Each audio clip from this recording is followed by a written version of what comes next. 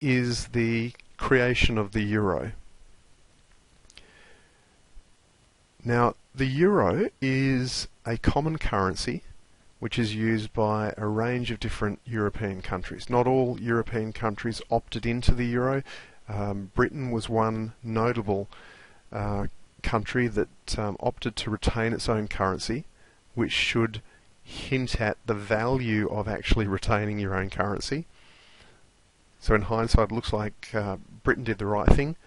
A lot of the countries that went into the euro, history may well look at those countries and sort of indicate that those countries did the wrong thing. So my view on the euro is that it never should have been created in the first place. It was always going to be a problem. When it was created, or soon after it was created, we experienced globally very strong economic growth and low inflation right throughout the 2000s.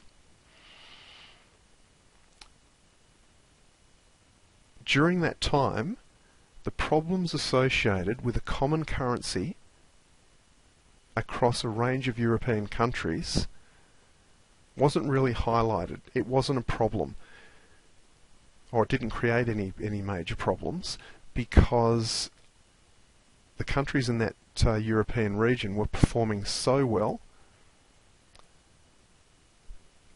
that there was nothing really to highlight the potential issues associated with a common currency. Everything was running smoothly. Inflation was low, growth was good, trade was quite strong in the region as well. So it looked like a great idea at first, but then the global financial crisis hit. And when it hit, a lot of the countries in Europe went into crisis. Financial markets froze, they went into crisis, their macroeconomic performance dropped, and it was really as those individual countries went into crisis that people began to fully realise the problems associated with these countries not having their own currency.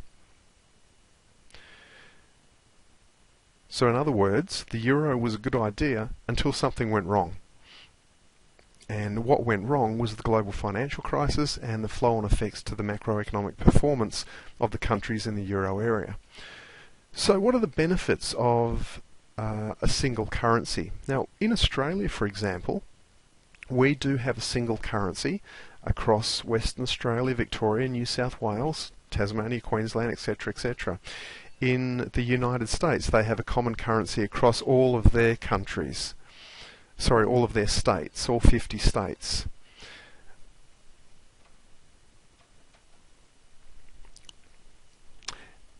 So, in some sense, this idea of having a common currency across a very wide geographic area is not new. We have it in Australia, they have it in the United States. And so it's only really a small jump, perhaps, to think that a common currency could be successfully used across a range of different European countries.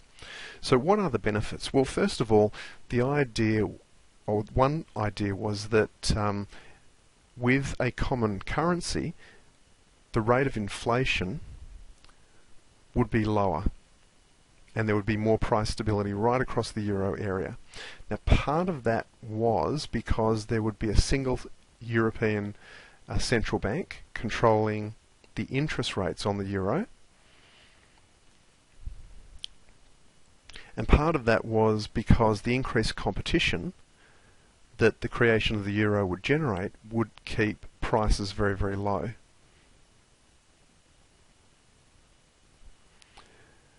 Okay, so first of all, why would competition create very stable and low prices? Well, the idea is that with a common currency, as I've got on that slide, there's more price transparency. So not only does that just facilitate greater trade, because people can look across different countries, across different regions, and compare price tags on goods and services more easily. So that price transparency was believed it was believed that greater price transparency would lead to greater not only greater trade but also greater competition, and that greater competition would keep prices low and stabilise prices. At the same time, when you have a common currency, you can really only have one central bank. So the European Central Bank was created, and that new central bank was charged with setting interest rates on the euro currency for all of the member nations. So one of the benefits with a high degree of price stability, interest rate and lower rates of inflation, interest rates could be a little bit lower, because interest rates are primarily used to control inflation. So if inflation's under control, interest rates can be lower. The second one, I've already discussed that, more price transparency. The third, I think, is very self-explanatory. It's just the removal of transaction costs. So rather than someone in Germany having to swap Deutschmarks into French francs and then making a purchase in France, they can simply use the euros that they are earning in Germany and spend those euros in France. The final one, no exchange rate fluctuations, which once again is pretty self-evident, I would suggest. Okay, the costs and the benefits of a common currency. The first thing that you need to realise is that the monetary union that was created when the euro was actually put into place is the strongest form of fixed exchange rate system there is. So these countries, not only did they fix their exchange rates against each other effectively, they actually threw away their own currencies and adopted a single currency. So in a way, that is a very, very strong fixed exchange rate system. So it's a common currency, it's a fixed exchange rate system as well.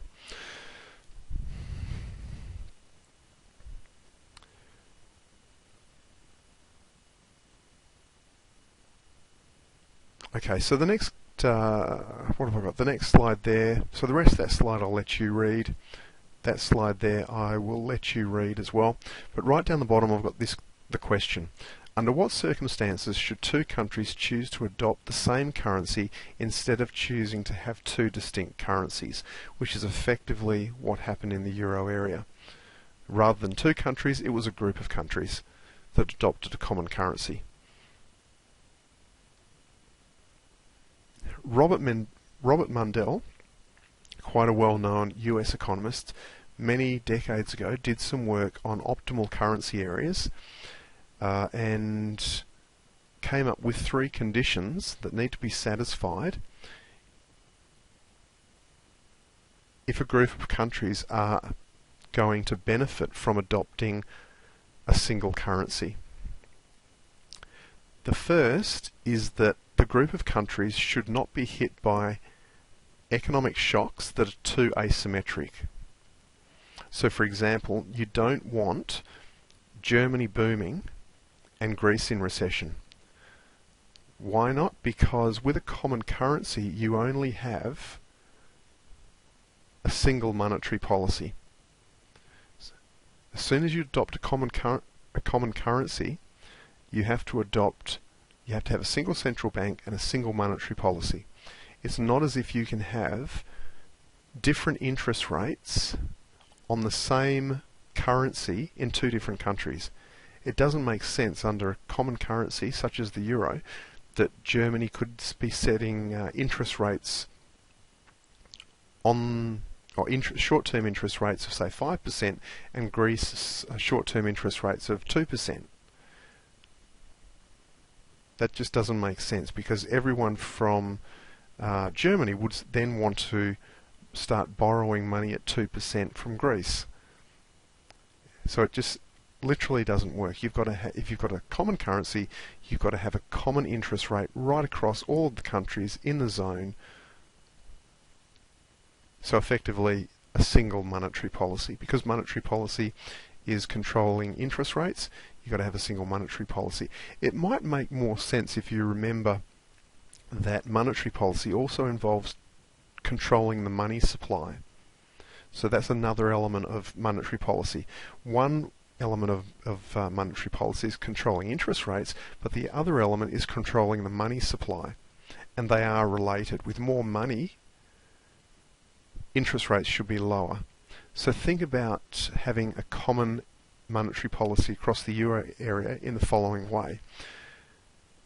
Because they are adopting a common currency, there must be only one supply of money for the euro, and that is the amount of euro on issue right across the European zone. It's not as if you can have more. Let's just imagine Greece is in recession still and Germany is booming.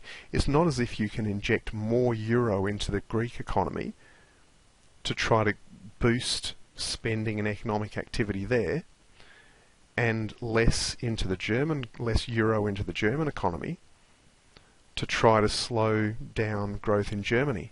That wouldn't work. Why? Because the money would quickly move across economic boundaries and kind of redistribute itself in all sorts of ways that couldn't be predicted right across the region. So because monetary policy does involve controlling the money supply, and you've got a single unit of currency, the euro, you can only have one money supply. You can't have different supplies of the same currency in different countries. So hopefully that makes you appreciate that only one monetary policy can be adopted. So because only one monetary policy can be adopted, that means there can only be one money supply across the entire region. Countries can't have their own little supply of euros. And there's one interest rate. So that should then explain why you don't want to be in a situation where Germany is booming and Greece is in recession. Because with one money supply and one interest rate on the euro, all you could do using monetary policy is sort of set an average interest rate for those two countries. And that average interest rate would be too low for Germany. It wouldn't slow the German economy down, and it would be too high for the Greek economy. It wouldn't help the Greek economy achieve economic growth. So you want all countries growing at the same rate. You certainly don't want them one in recession, one in a boom. I'll jump down to number 3 because it relates to number 1 probably more closely than number 2. At the same time,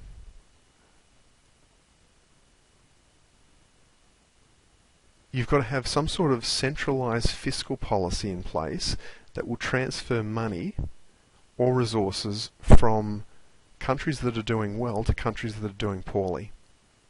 So for a single currency to work, given that interest rates and the money supply can't be differentiated between countries, you've got to have a situation where you can tax one country and redistribute that money, or tax one country that is performing very, very strongly and redistribute that money to another country that is performing poorly. Now in Australia we have that. If WA went into recession but New South Wales and Victoria were booming, the federal government would have the option of taking some of the tax receipts from New South Wales and Victoria and redistributing that money for, say, infrastructure spending in Western Australia, and that would help sort of lift the WA economy. And by taking the money out of New South Wales and Victoria, if those two economies were booming, it would actually help slow their economic growth down a little. So by redistributing fiscal funds that way, you can actually smooth out different growth rates across different regions or different countries.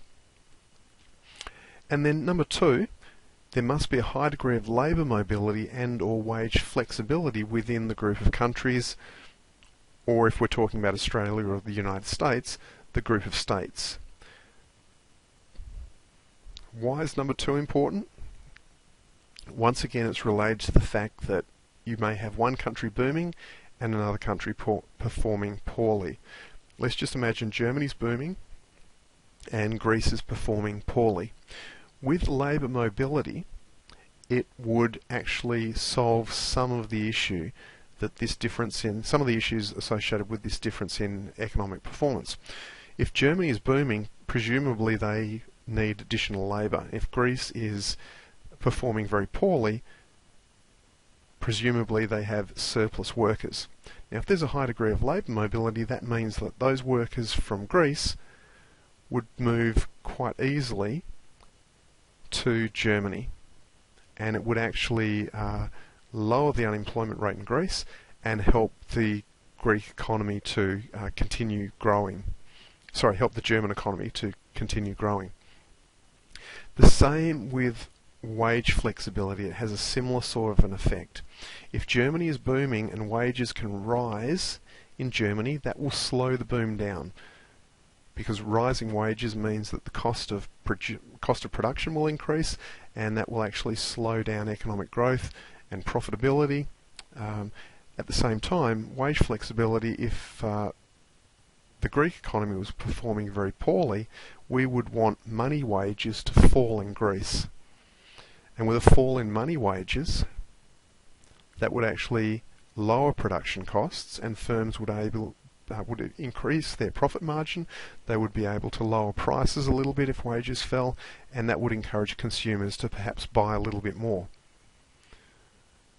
So most of, well, actually 1, 2 and 3, these three conditions for the use of a common currency across a wide geographic area are all associated with having regions not performing too differently in terms of macroeconomic performance. So we want similar levels of macroeconomic performance being achieved across the different regions. That's certainly 1, and 2 and 3 is all about solving the problem, solving the problems that arise if countries or regions are performing at different rates.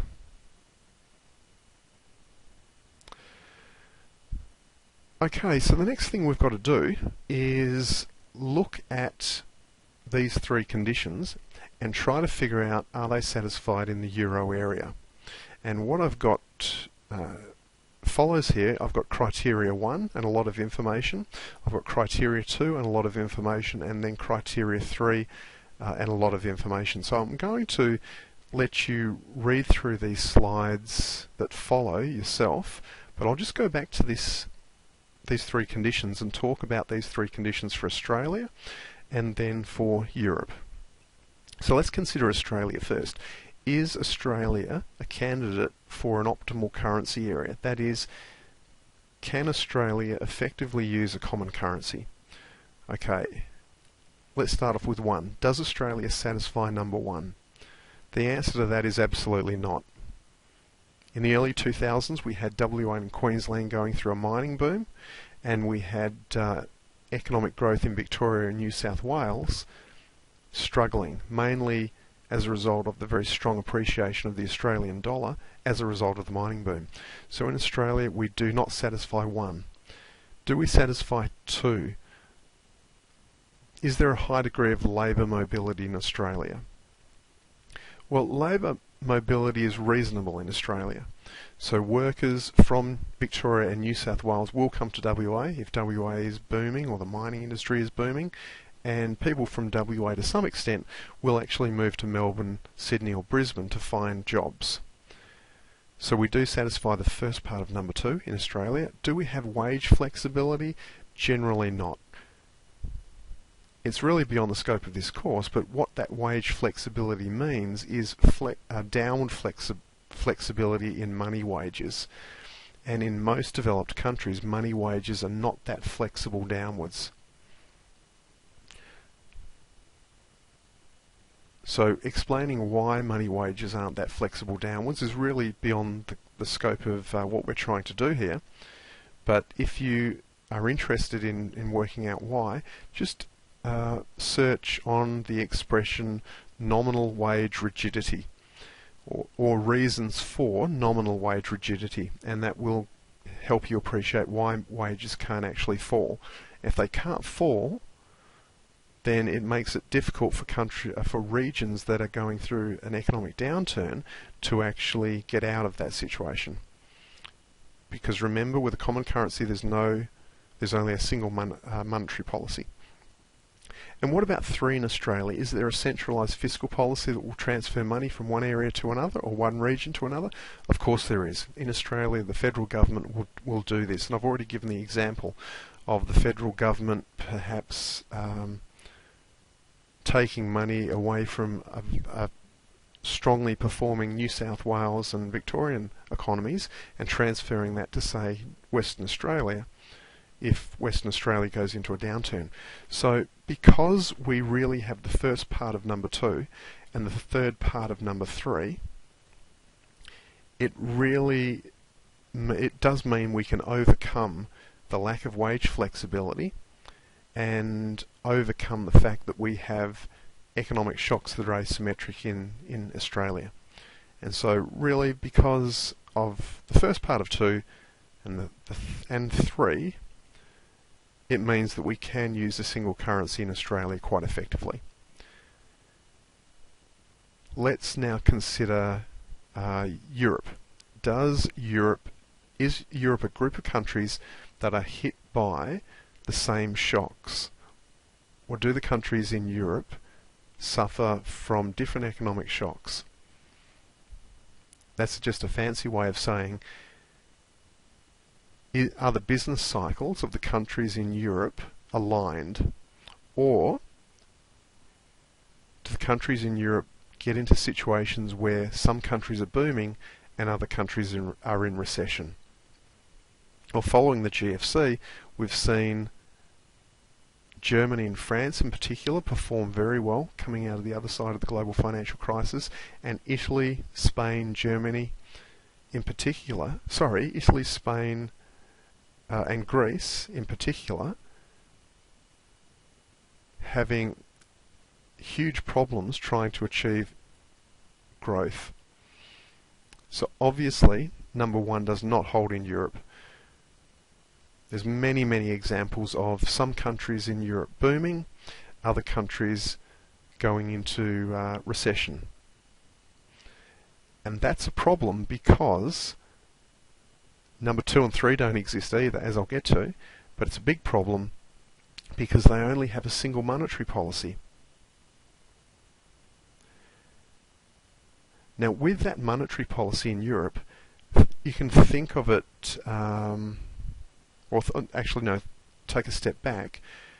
You can think of the exchange rate, the euro, as reflecting the average strength of the countries in the region.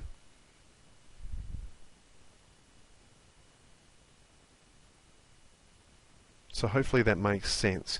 If you have all countries in Europe, or all countries that use the euro, performing very, very poorly in terms of macroeconomic performance, the value of the euro will be low compared to other currencies. If all countries are doing very, very well, there'll be a lot of foreign investment coming in to all of the countries, and the euro will be very high, very strong against other currencies. If, however, you have some countries performing very strongly, other countries being very weak, then the value of the euro will tend to set itself at an average level, or a level which reflects the average economic performance of the countries in the region. So in that sort of situation, if you've got Germany and France performing very poorly, and Greece, Italy and Spain Germany and France performing very strongly, and Greece, Spain and Italy performing very poorly, then the euro is likely to set itself at a level which reflects the average economic performance of those countries. So that in that case, the euro is going to be very low for a very strong Germany and France, and it will be very high for a very weak Italy, Greece and Spain. Okay, so let's go back to number 2 and ask ourselves the question, is this condition satisfied in Europe? And the answer is no. Is there a high degree of labour mobility in Europe? Absolutely not. The problem there is you've got cultural and language barriers separating the countries in Europe. So it would be very difficult for someone who only speaks, say, Italian, to move to a booming Germany to find a job if they don't speak German. So there are, and on top of that, there's sort of cultural issues there as well. That Italian worker simply may not want to move to Germany, may not want to leave their country. So there isn't a high degree of labour mobility. Wage flexibility, that doesn't exist either, for the same reasons it doesn't exist in Australia. And then finally, is there a centralised fiscal policy that can take money off Germany and off, say, France, if those countries are booming, and redistribute it to Italy, Spain and Greece? Just like the Australian government would take money off a booming New South Wales and Victoria and redistribute it to WA. The answer to that is no. There is not a centralised fiscal authority in Europe. Even though there's a single central bank now, the countries of Europe still have their own governments, and they still have their own taxation and government spending mechanisms in place, and so there's only, each country has a separate fiscal policy. So it's very difficult for fiscal policy to actually counteract asymmetries in the business cycles of the countries in the European zone. There have been instances following the global financial crisis of Germany and France lending money to Greece, Italy and Spain, but it's a loan. In Australia, we would have a permanent reallocation of money from New South Wales and Victoria to WA. WA wouldn't ever have to pay that money back because we're all part of the same country. Whereas in Europe, when Germany and the Germans and the French were helping out the Greeks, Italians and the Spanish with the loans following the GFC, that money wasn't a gift, it was a loan, and those countries would eventually have to pay it back. So it's a very different situation.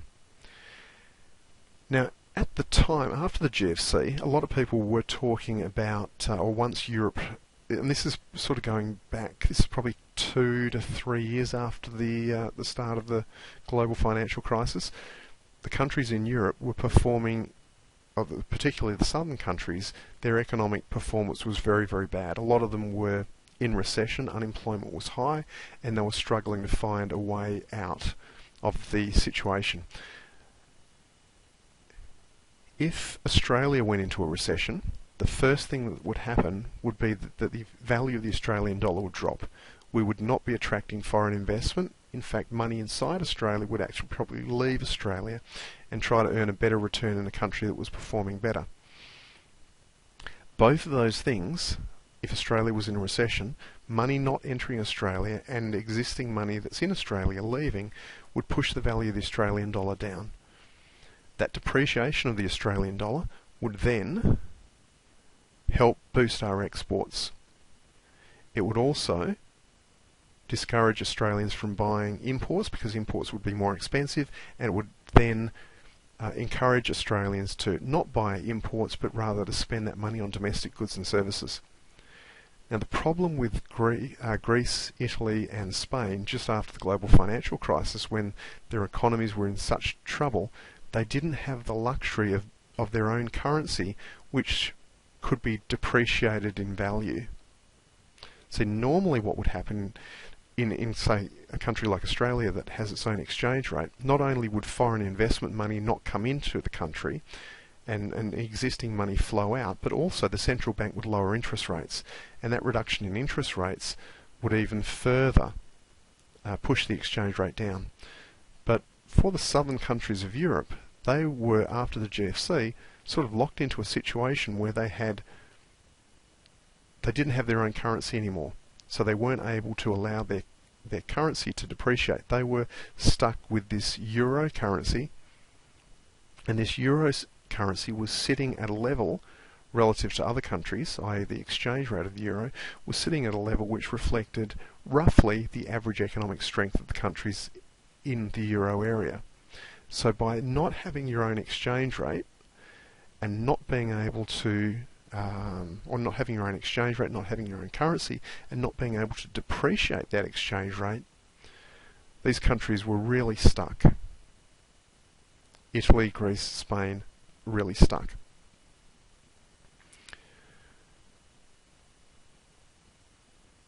Okay, so hopefully that gives you a feel for those three conditions that must be satisfied for a region to adopt their own currency. Sorry, for a region to adopt a single currency. And hopefully these slides will help you appreciate that Europe doesn't satisfy a single one of these conditions. So that kind of leaves the question open, why did they adopt a single currency in the first place? Well, personally I think it was more of a political reason than an economic reason. At the time the decision was made, the decision was made in sort of 1998, the currency was put in place in 1999. At the time, the economic performance of Europe was very sound. There were no major problems. And as I said previously in this recording, everything was fine until the GFC hit. And when the GFC hit and some countries in the south went into severe recessions, but the countries in the north of Europe didn't, that's when it really highlighted the fact that this common currency was not a good idea. One of the biggest problems is that when a country in Europe who is part of the euro goes into recession, they do not have the ability to lower the value of their own exchange rate,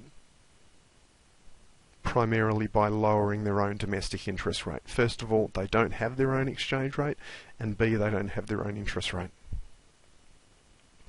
So I'll leave it there.